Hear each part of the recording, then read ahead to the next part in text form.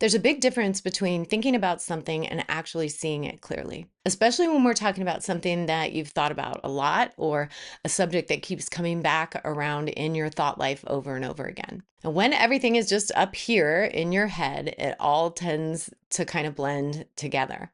Thoughts, emotions, assumptions, and reactions all start to feel like one thing.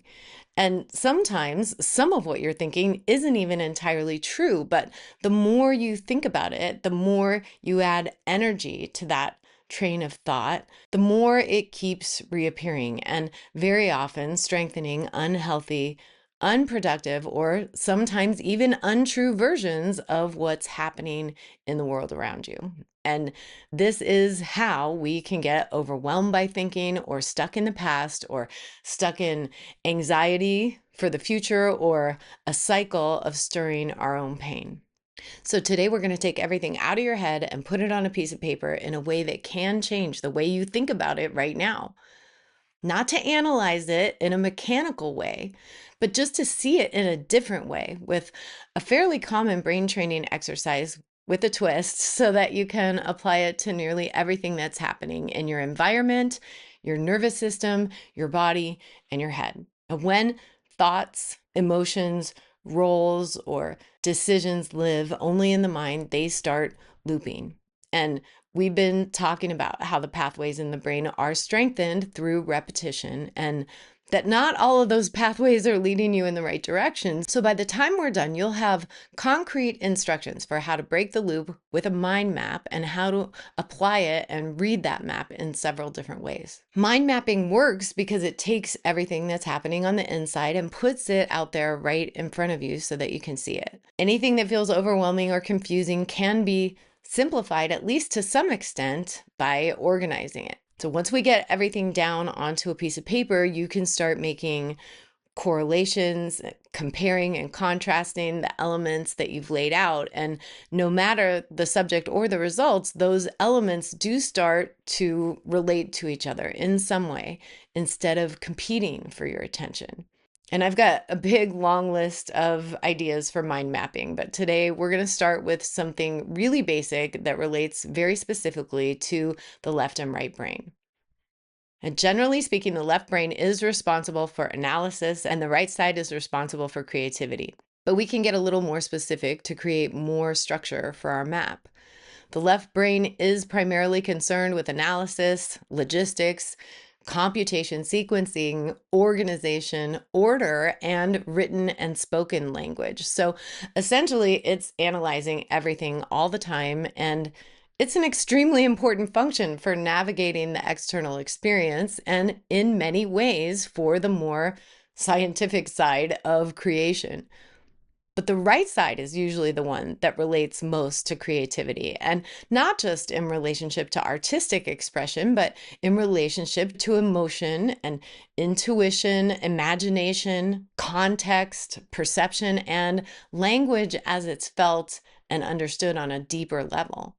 There is evidence that suggests the right side of the brain is related to self-awareness and to the ability to have compassion for and an understanding of other people's mental struggles, including the impact of emotions and attitudes and beliefs and the more subtle aspects of human behavior that don't usually show up so obviously. And that really is what we're exploring here, because no one is inherently left or right brained. The hemispheres of the brain are not truly separate. They're working together all the time. And we can apply that to everything about this model for mind mapping. We want them to work together more efficiently. And you can start with any piece of paper. My favorite is plain with no lines, but anything will work, and a pen or a pencil. But when I do this in workshops with clients, I like to have different colors available. You don't have to. And even if you don't have a piece of paper with you right now, that's okay, because we're just going to talk about the procedure. You'll start with a blank page and draw a circle in the center. And inside that circle, write the basic topic, keeping it as neutral as you can. And at this point, you're not even looking for any kind of solution. You're just naming the subject matter. This is just the thing that you're working with right now. a situation, a decision, a pattern, a habit or reaction, or anything else that you want to study from a new perspective. Whatever it is, keep it simple. And from that center circle, draw a line to the left and a line to the right. We're going to separate two things that often get mixed together. So on one side at the top, you'll write facts, and on the other side, write feelings. And you can start on either side, but I think it's usually easiest to start with the facts. Not the story, not the interpretation, just what actually happened. And here's the tricky part. If your topic involves anyone else, we have to pause here. It would be easy to write down all the thoughts you've been thinking about what somebody else did and how their behavior contributed to your response. But for this exercise, you're just going to write down what you did because you don't really know what somebody else thinks or feels or why they did whatever they did. You can never fully know or understand someone else's internal experience. They have their own story and their own narrative. And when you try to map other people's thoughts and feelings, you leave reality and enter assumption. And that doesn't create clarity or compassion. It creates confusion and the kind of judgment that usually stirs even more of what you don't really want. We've talked about this before. Sometimes the assumptions that we make are incorrect. Even if we think we have all the facts, feelings can skew the data and stir unnecessary pain. And at least for this exercise, the goal is to find something that you can work with. And you can only work with what's yours to change. You can work with your behavior and your actions, your thoughts and your feelings. That's where change can actually happen. What did you do? What did you say? What choices did you make? How did you react? What did you do thoughtlessly or out of habit or when your feelings were out of control? If someone on the other side of the story was watching what you were doing, what would they see? And that can be really hard to do. But that's part of why this works. It's so easy to excuse our own behavior. And there usually are two sides to every story. And you're not beating yourself up here. That's not the point. You're just taking responsibility for your part so that you can make better choices that are more aligned with who you are and what you want. Keep it simple and specific. We're just working with the left brain now. If there are other details to add that are linked to any of those facts, you can add them. But again, you're not trying to get lost in a story here. Just keep building the map, drawing out anything connected to what you've done. Events, actions, reactions, choices, or habits. This helps you see your own behavior clearly. And with just that, you might have a pretty radical shift in perspective. I know for me, this almost automatically helps me see things from a more objective point of view and really clearly helps me identify things that I don't want to do anymore. Sometimes you don't even see them when they're stuck there inside your head. Is this something that I've been doing repeatedly, or was it an isolated event?